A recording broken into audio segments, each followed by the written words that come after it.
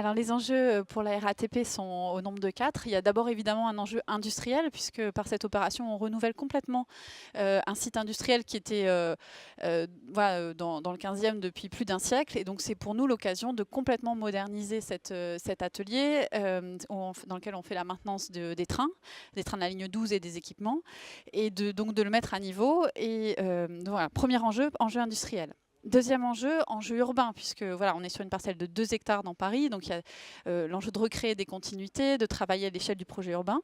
Un enjeu social, puisqu'on réalise une programmation de logements sociaux qui est associée au projet urbain. Il y a à peu près 400 logements, la moitié de logements sociaux, et donc c'est l'occasion pour la RATP de loger ses salariés en partie. Et puis enfin, évidemment, un levier financier, puisque c'est la vente des charges foncières du dessus qui contribue en partie à financer évidemment l'investissement industriel du dessous. Donc voilà les enjeux pour le groupe.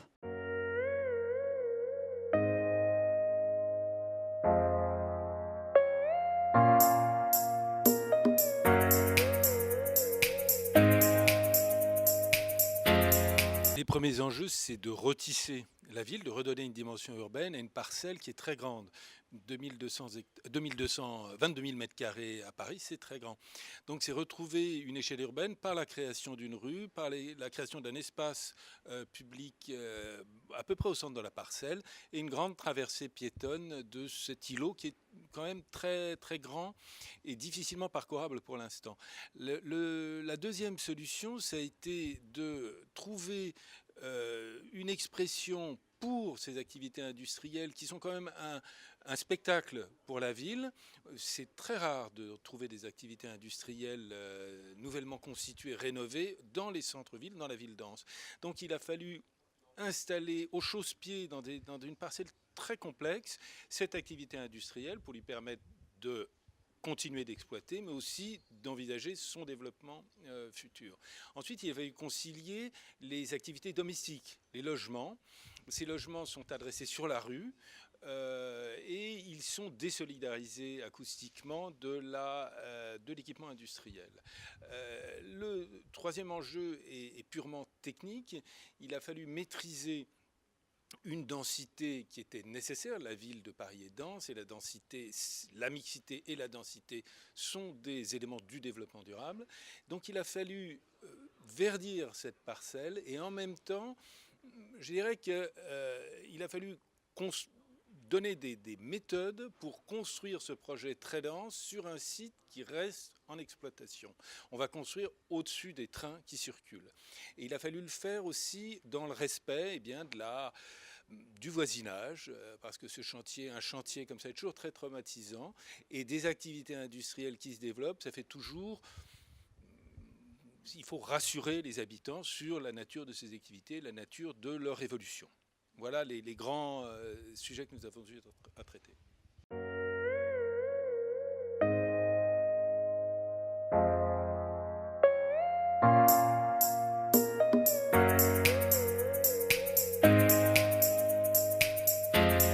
En effet, le projet est suivi par l'ADEME dans une démarche d'amélioration de l'environnement urbain. Donc il y a toute une série de postes qui ont été repérés et que nous avons cherché à développer. Le premier d'entre eux, c'est évidemment de retrouver des espaces publics. L'autre, c'est la mixité des programmes. C'est très important d'avoir une ville qui n'est pas monofonctionnelle même. Ensuite, il y a eu un sujet sur le fait qu'on va constituer un îlot vert. En fait, cet espace industriel qui est totalement occupé pour la parcelle RATP par les activités industrielles va être un îlot vert.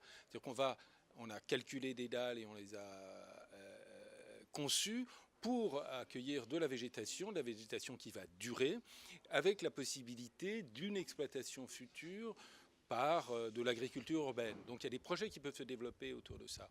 Ensuite, c'est l'économie de l'énergie, évidemment, toutes les énergies pour l'équipement industriel, mais aussi pour les logements. Voilà. Et il y a eu, le dernier point, un mécanisme de concertation qui a été mis très en amont du projet, dès les études d'impact, dès les permis d'aménager, pour intégrer la dimension sociétale, urbaine de ce projet.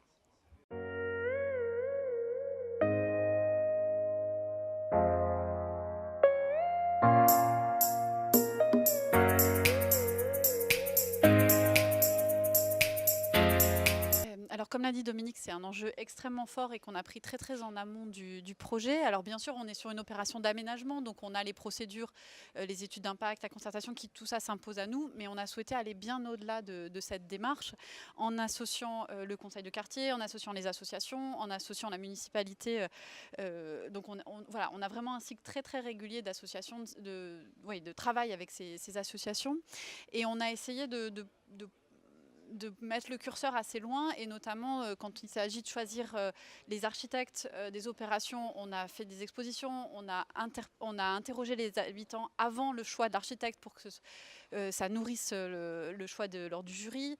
Y compris quand on a choisi les programmations en rez-de-chaussée, puisqu'on faisait une consultation d'opérateurs qui devaient s'emparer de la question de la programmation des rez-de-chaussée. On a interrogé les riverains, les associations, et aujourd'hui, par exemple, de cette concertation sort l'idée qu'un petit théâtre qui était juste à côté a besoin de surface d'extension, et donc on est en train de, voilà, et a émergé lors de cette concertation l'idée que peut-être le théâtre pourrait se déployer.